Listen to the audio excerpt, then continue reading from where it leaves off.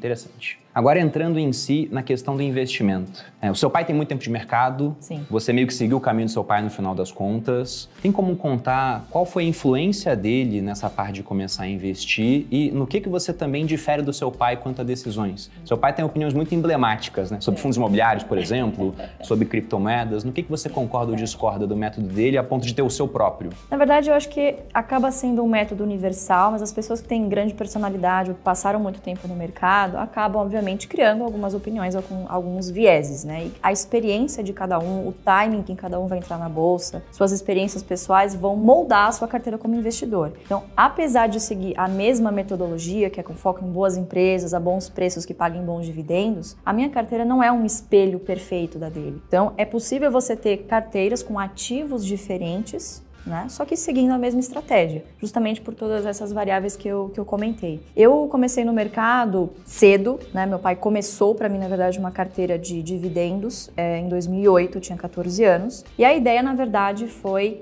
com que esses dividendos, né, o equivalente mensal a esses dividendos, fosse a minha mesada. Então, para que eu já aprendesse ali logo adolescente como lidar com o dinheiro. Poxa, sim, somos uma família, né, privilegiada, mas o dinheiro não cai da árvore. Então, acho que foi um processo de aprendizado muito legal. Os finais de semana a gente ia nas empresas visitar, então era um passeio, acabou virando um hobby meu e dele, vamos dizer assim, né? Isso em 2008? 2008. Você começou a investir na primeira crise, já pegou de cara. Pois é, você vê que nem ele acertou o timing de começar a investir para mim, né? Porque eu acho que não existe o timing perfeito. Sempre em determinados momentos você vai ter um setor ou outro, uma empresa que passando por alguma particularidade, acaba tendo descontado no momento, né? Então acertar o timing eu acho que nem é uma tarefa que o investidor deva se preocupar. Mas enfim, e aí fui aprendendo ao longo do caminho, me apaixonando pelo processo, não só pelos ativos, né? Eu adorava ir em empresas, visitar, cara, fábrica pra mim, nossa, eu ficava encantada com tudo aquilo, como tudo aquilo funcionava, né? E eu decidi, olha, eu quero trabalhar com isso. Estudei, fiz economia, contabilidade, afins e fui trabalhar numa corretora, na corretora que ele atuava como investidor, ficava lá e tal, e eu comecei a estagiar na parte de Equity Research, né, como analista. Depois acabei tirando o CNPI, enfim,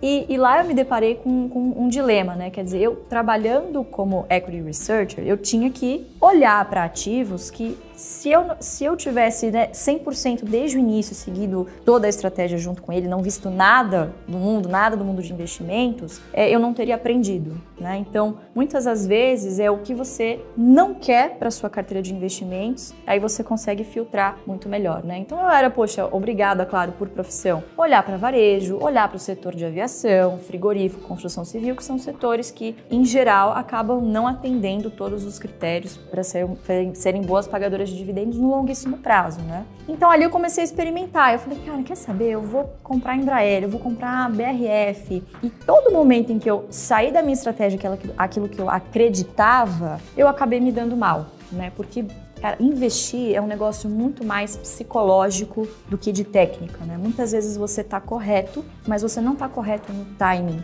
que você desejaria, né? Então, teoricamente, naquele momento você está errado. Mas se você tem o hábito de investir todos os meses, aquela quantia que não vai te fazer falta no curto e médio prazo, você tem chance de se dar muito bem no longo prazo, né? Então, eu fiz isso, experimentei muita coisa e quebrei a cara com muita coisa. Então, hoje eu sigo o método Barsi não porque ele me disse que era bom, mas porque eu experimentei outras coisas e falei, cara, realmente esse é meu perfil, é para isso que eu sirvo, eu gosto de empresa que paga dividendo, e é isso, e tá tudo bem. E existem outros perfis de outras pessoas que não se adequam a esse perfil de investimento e vão ganhar dinheiro com outros tipos de ativos, né? Então eu acho que é isso, é você se descobrir na sua trajetória como investidor. Tem muito também de autoconhecimento nesse processo, né? Por isso que não vem do dia pra noite. Você citou o método Barsi, vocês têm um acrônimo que eu acho muito interessante, que é o BEST. O BEST. E eu vejo o quanto eu sou ruim em fazer acrônimos. Porque o Thiago tem a Arca, que também é muito bom, e se eu olho a metodologia dele da Arca, eu vejo que eu sigo a Arca. Não nos percentuais que ele bota muitas vezes, mas com uma variação. E quando eu bati nesse BEST de vocês, eu falei, caramba, eu gosto disso também, né? Porque são ótimas empresas, são bancos, são elétricas, saneamentos, seguradoras e telecomunicações. Me corrija se eu estiver errado. E esses setores são ótimos. Aqui no Brasil, em alguns desses setores, você tem verdadeiros monopólios ou oligopólios, e aí fica muito difícil de você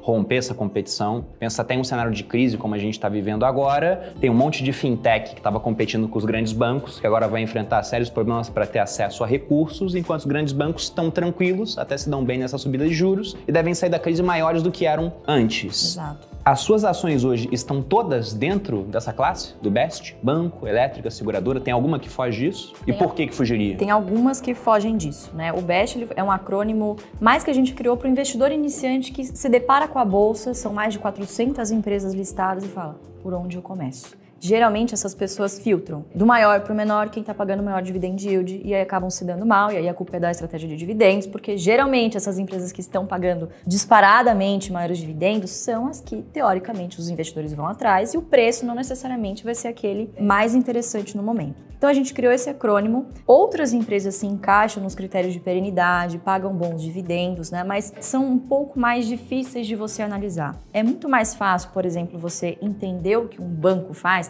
faz parte do seu dia a dia, do que uma Klabin, por exemplo, né? Apesar de fazer coisas do seu cotidiano, é um processo complexo, verticalizado, passa por muitas fases, terminologias específicas do mercado, né? Então, o BEST ele nasceu com esse intuito de simplificar. Então, olha, você que está começando, cara, começa por empresas desse setor. Você está no seu dia a dia, são aqueles boletos que você não pode deixar de pagar. Então, você está ferrado se você deixar de pagar o seu cartão de crédito no final do mês, você entra no rotativo, enfim. A mesma coisa com a sua conta de telefone, né, de celular, enfim, de dados e todos os outros setores que você comentou do BEST. Então, nasceu com esse propósito. E esse tipo de empresa geralmente guarda uma característica de gerarem grandes margens. O que é isso, né? Você consegue gerar fluxo de caixa suficiente para você tanto reinvestir, tanto para você remunerar o seu acionista a longo prazo, né? Então, basicamente isso. Aí outro dia me perguntaram, mas por que o agro não entra nisso? Eu falei, porque o acrônimo ia virar besta, né? Aí não ia ser mais tão legal quanto o BEST, né? Mas aí eu falei, puxa, aí Perini me influenciou, besta, pensando, ia ficar um acrônimo muito legal.